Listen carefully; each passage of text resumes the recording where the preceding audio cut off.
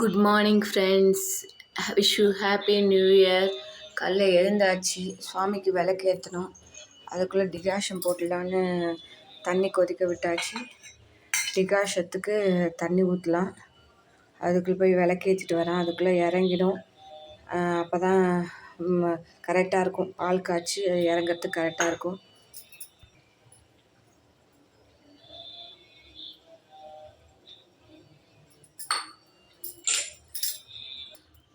Friends, அது மாதிரி பழைய டிகாஷன் கொஞ்சம் இருக்குது, தண்ணியில் வச்சு சுகரை கொஞ்சம் போட்டு அதையும் யூஸ் பண்ணிக்கலாம்.